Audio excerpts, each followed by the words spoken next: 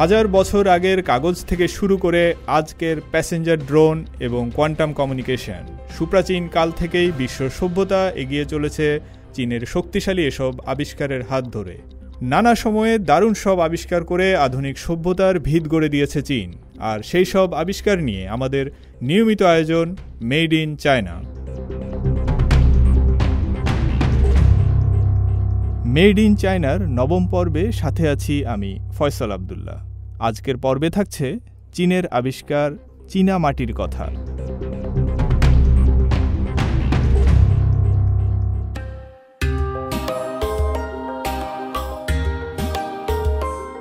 সময়ের ছাপ পড়ে সব কিছুতেই। সময় যত যায় ততই বিলীন হয় জৌলুস, হারিয়ে যায় আবেদন। তবে একটা বস্তু আছে যা হাজার বছরেও থাকে চকচকে, ঠিকঠাক যত্ন আত্তি পেলে যাতে একটুও ফাটল ধরবে না। বলছিলাম চীনের অন্যতম ঐতিহ্য চীনামাটির তৈজসপত্রের কথা। হাজার বছর ধরে যে চীনামাটিতে একতরফা আধিপত্য ধরে রেখেছে চীন। চীনামাটি মানেই মেড ইন চায়না। চীনের ঐতিহ্যবাহী তৈজসপত্র কিংবা সংস্কৃতির কথা ভাবলেই মাথায় আসে চীনামাটির দারুণ সব তৈজসপত্রের ছবি। বলা যায় রাজসিক একটি বস্তু হলো এই চীনামাটি। তাই যে দেশই হোক না কেন, প্রাচীন রাজদরবার থেকে শুরু করে আজকের জাদুঘরেও চীনের চীনামাটির পণ্য থাকা চাই। তবে একদিনে বা একক কোনো ব্যক্তি এই চীনামাটি আবিষ্কার করেননি। আজ থেকে 2000 বছরেরও আগে শুরু হয় চীনামাটি তৈরির প্রক্রিয়া। এরপর কয়েক শতাব্দী ধরে বিকশিত হতে থাকে পোর্সেলিন ওরফে চীনামাটি।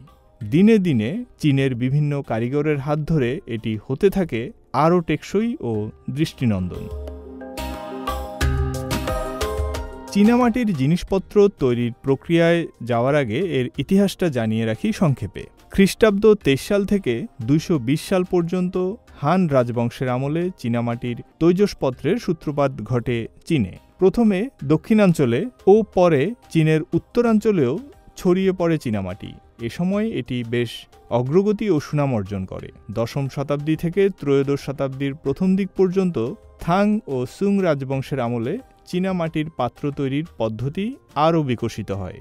এই সময়কালে তৈরি রঙিন চীনামাটির বাসনে ঐতিহাসিক চাইনিজ পেইন্টিং ও খোদাইকর্মের ব্যবহার দেখা যায়। 1368 থেকে 1644 খ্রিস্টাব্দ পর্যন্ত মিং রাজবংশ এবং 1644 থেকে 1911 খ্রিস্টাব্দ পর্যন্ত স্থায়ী হওয়া ছিং রাজবংশের আমল ছিল চীনামাটির পাত্র তৈরির স্বর্ণযুগ। এই যুগের তৈরি চীনামাটির পাত্রের সংখ্যা আর গুণগত মান ছিল অন্য সব সময়ের চেয়ে বেশি। চীনের দক্ষিণাঞ্চলের চিনতেচেন শহরটিকে বলা হয় চীনামাটির রাজধানী। এটি প্রতিষ্ঠিত হওয়ার পর কয়েকশো বছর স্থায়ী হওয়া মিং ও ছিং রাজবংশের আমলে চীনামাটির পাত্রের জগতে এ শহরই ছিল অগ্রপথিক। এখন পর্যন্ত চীনের সবচেয়ে দামি চীনামাটির পাত্রগুলো তৈরি হয় চিনতেচেন শহরেই।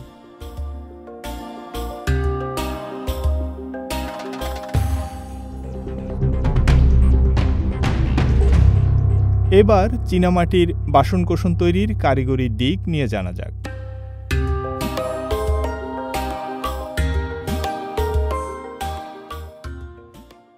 চীনামাটির কাঁচামাল হল কাওলিন নামের একটি প্রাকৃতিক খনিজযুক্ত পদার্থ। এই পদার্থটিকে নির্দিষ্ট আকৃতি দেওয়ার পর বড় আকারের চুল্লিতে 1200 ডিগ্রি থেকে 1400 ডিগ্রি সেলসিয়াস তাপমাত্রায় পুড়িয়ে তৈরি করা হয় চীনামাটির নানা পণ্য। কাওলিন সংগ্রহ করার পর সেটাকে পরিষ্কার ও চূর্ণ করে তাপ দেওয়ার আগে ও পরে পার করতে হয় বেশ কয়েকটি ধাপ। প্রাথমিক আকৃতি দেওয়ার পর প্রথম ধাপে একবার প্রচণ্ড তাপ দেওয়া হয়। পরে নকশা চূড়ান্ত হওয়ার পর দ্বিতীয় ধাপেও দেওয়া হয় 1000 ডিগ্রি সেলসিয়াসেরও বেশি তাপ। চীনের চিয়াংশি প্রদেশের চিনতেচেন শহরের কাওলিন গ্রামের একটি টিলা থেকে সংগ্রহ করা হয় বলেই মূলত ওই খনিজের নাম কাওলিন। এই কাওলিনে আছে 46% বালু, 40% অ্যালুমিনা ও 14% পানি। উচ্চ তাপমাত্রায় পোড়ানোর ফলে চীনামাটির ভেতর মালাইট নামের একটি খনিজ গঠিত হয় এবং মাটির ভেতর কাঁচি ভবন নামের একটি প্রক্রিয়া ঘটে।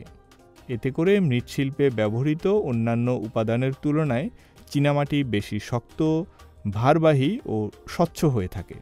চীনামাটির একটি অনন্য বৈশিষ্ট্য হলো এটি অভেদ্য। এর ভেতর দিয়ে পানি প্রবেশ করতে পারে না বলে এটি হাজার বছর ধরে টিকে থাকে।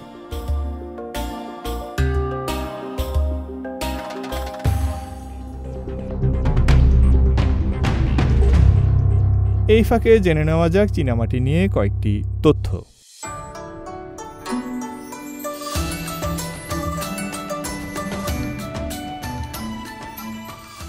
এশিয়ায় বরাবরই চীনের চীনামাটির পাত্র রপ্তানি হতো। সপ্তদশ শতাব্দীতে পশ্চিম ইউরোপের রাজদরবারেও চীনামাটি কেনার হিড়িক পড়ে যায়। এ সময় চীনামাটির পাত্র ইউরোপীয় সমাজের সবচেয়ে মূল্যবান উপহারে পরিণত হয়। এক হিসাবে দেখা গেছে, সপ্তদশ শতাব্দীতে চীন প্রতি বছর প্রায় 2 লাখ চীনামাটির পাত্র রপ্তানি করেছে। অষ্টাদশ শতাব্দীতে বছরে সর্বোচ্চ প্রায় 10 লক্ষ চীনামাটির পাত্র রপ্তানি করার রেকর্ডও আছে চীনের। হাজার বছর আগেই চীন থেকে চীনামাটি রপ্তানি হতে শুরু করে পূর্ব এশীয় দেশগুলোতে। মজার ব্যাপার হলো, প্রাচীনকালে চীন থেকে চীনামাটির পণ্য এত বেশি রপ্তানি হতো এবং এগুলো এতই জনপ্রিয় ছিল যে অনেক দেশের মানুষ এখনও চীনামাটির জিনিসপত্রকে চায়না নামেই ডাকে। এটি বলা বাহুল্য যে বিশ্বে এখন সবচেয়ে বেশি চীনামাটির পণ্য রপ্তানি করে চীন।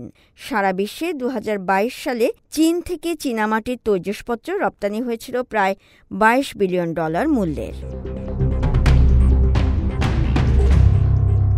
ষোড়শ শতক থেকেই চীনের পোর্সেলিন যেতে শুরু করে ইউরোপে। পরে উত্তর আমেরিকাতেও গড়ে ওঠে এর বাজার। ওই সময় মধ্যপ্রাচ্যের আরব দেশগুলোতে চীনামাটির তৈজসপত্রের কদর বাড়ে অনেক। আরব দেশগুলোর সংস্কৃতির সঙ্গে মিল রেখে ওই সময় চওড়া আকারের পাত্র তৈরি করতে শুরু করে চীনা কারিগররা। পর্তুগিজ বণিকরাই প্রথম মিং রাজবংশের আমলে চীনের সবচেয়ে দামি নীল ও সাদা রঙের চীনামাটির তৈজসপত্র আমদানি করে ইউরোপে। চলুন শোনা যাক চীনামাটি নিয়ে আরও কয়েকটি তথ্য।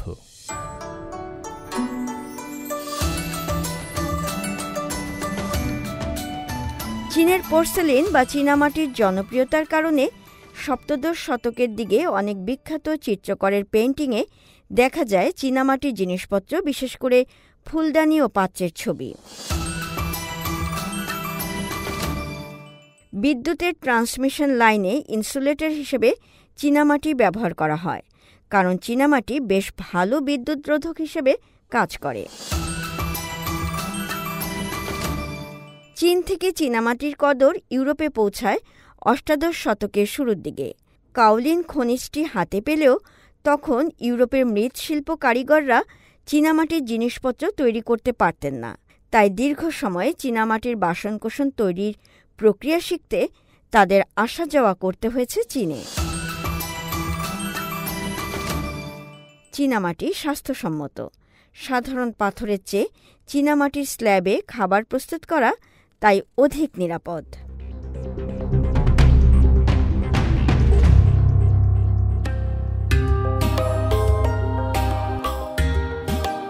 চীনামাটির সঙ্গে চীনের প্রাচীন ইতিহাসের সম্পর্কটা বেশ গভীর।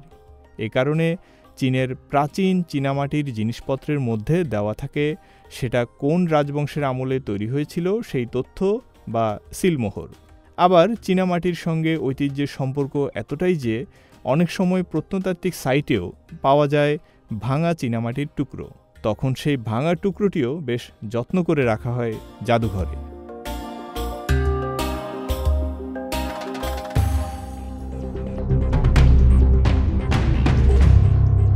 সুপ্রিয় শ্রোতা, আজকের মেড ইন চায়না ছিল এই পর্যন্তই। আগামী সপ্তাহে একই দিনে একই সময়ে ফিরব চীনের সারা জাগানো আরেকটি আবিষ্কারের গল্প নিয়ে।